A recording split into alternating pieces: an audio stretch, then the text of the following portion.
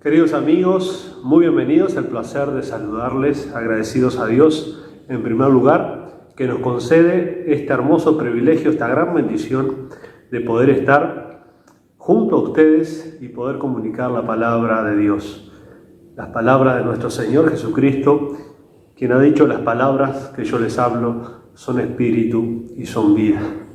Necesitamos que Dios nos infunda esa vida espiritual. Todos nosotros nacemos con una vida biológica, con una vida física, pero la Escritura nos dice que espiritualmente todo ser humano nace muerto. Nace muerto porque hereda el pecado original de nuestros primeros padres, Adán y Eva. Ese es el hombre que afectó toda la creación porque transgredió el mandamiento del Señor allá en los orígenes, en los inicios, donde Dios había creado con una perfección total, una perfección absoluta al ser humano. Gozaba de completa inocencia, no conocía el pecado, no conocía lo malo, no conocía la tragedia en su vida, pero tenían un mandamiento dado por Dios. Dios había sido específico. Había creado ese hermoso jardín, había labrado ese huerto donde Dios cohabitaba allí con su creación. Dios disfrutaba de la compañía de aquel ser que había creado a imagen y semejanza de él.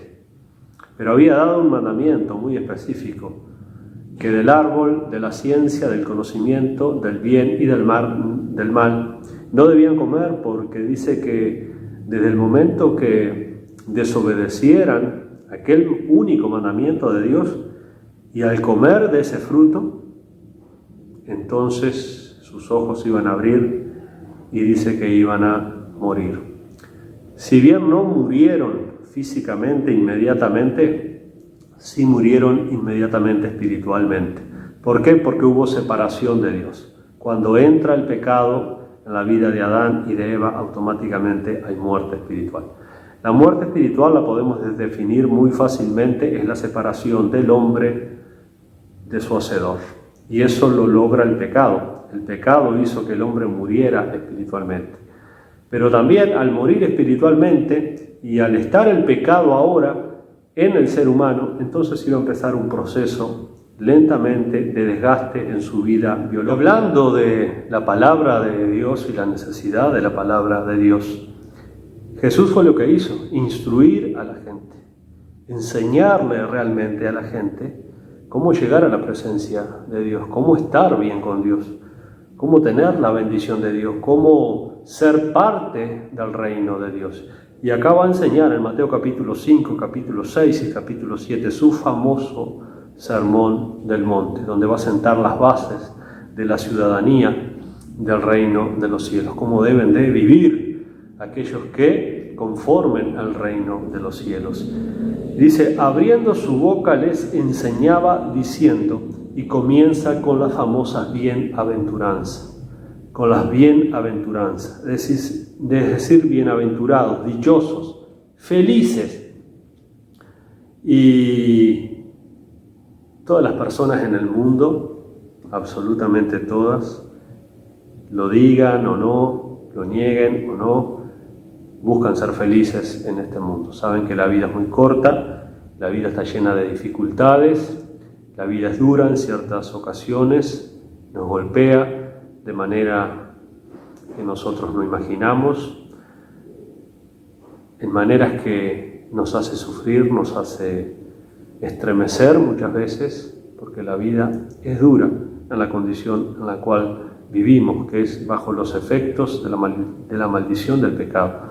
La vida de todos los seres humanos y de la creación.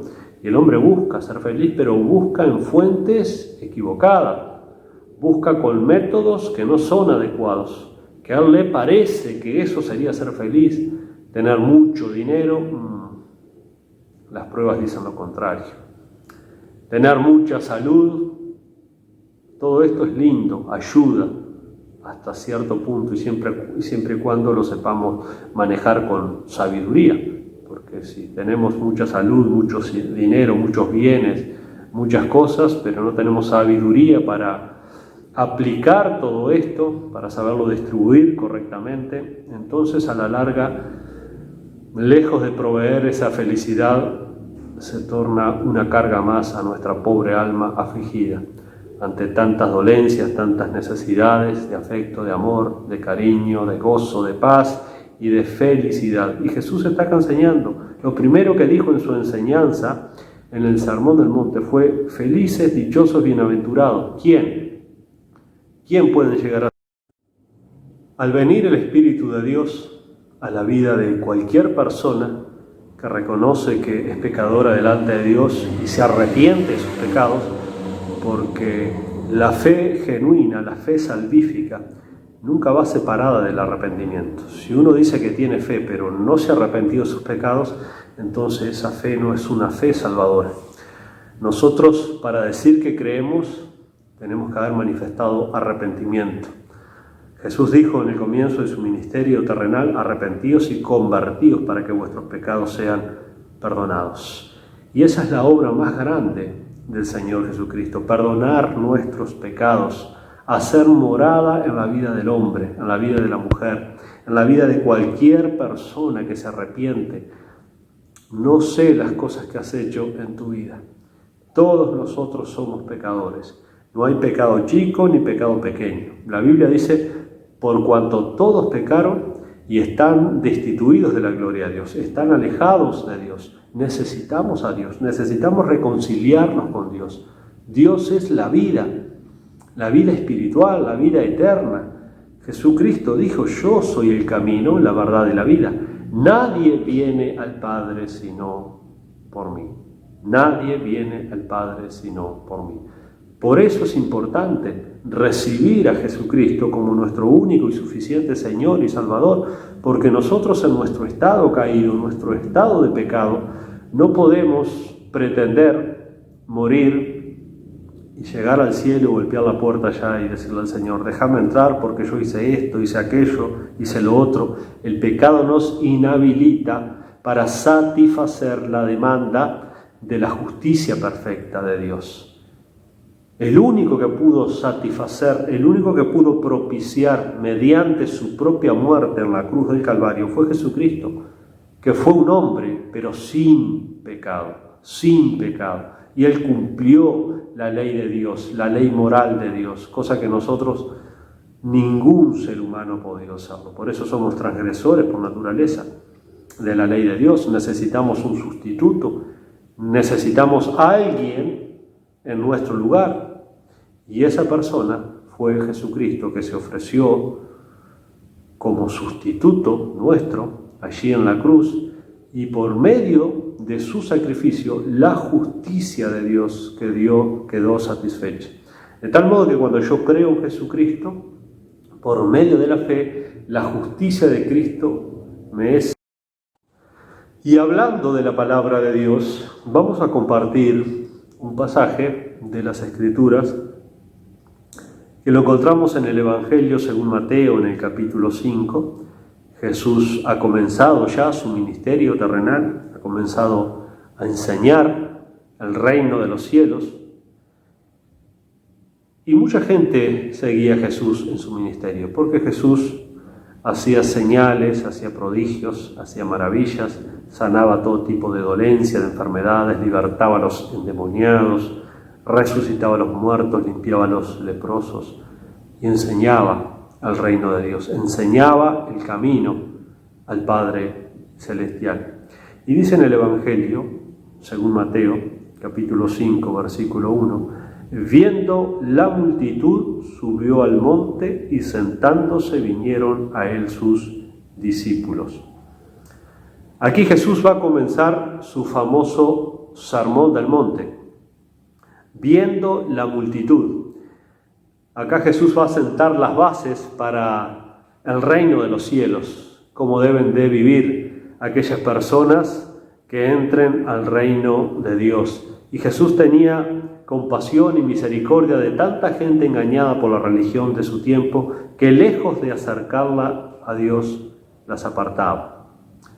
Por ejemplo, vemos en el versículo 23 del capítulo 4, que dice que allí que Jesús recorría toda Galilea, enseñando en las sinagogas de ellos y predicando el evangelio del reino. Notemos una cosa aquí: Jesús recorría toda Galilea enseñando. Tenemos que aprender cómo es la cosa, qué es el evangelio, cómo agrado a Dios, cómo vivo mi fe. Tengo que aprender, y tengo que aprender de la fuente. Jesús enseñaba, por eso dijo: yo soy la verdad, el camino y la vida. Enseñaba y predicaba el evangelio. Enseñaba y predicaba el evangelio del reino. Dice: sanando toda enfermedad y toda dolencia en el pueblo. Y el verso 24 del capítulo 4 dice que se difundió su fama por toda Siria y le trajeron todos los que tenían dolencias, los afligidos por diversas enfermedades y tormentos, y los endemoniados, lunáticos y paralíticos, y los sanó. Y en el verso 25 nos dice: y le siguió mucha gente.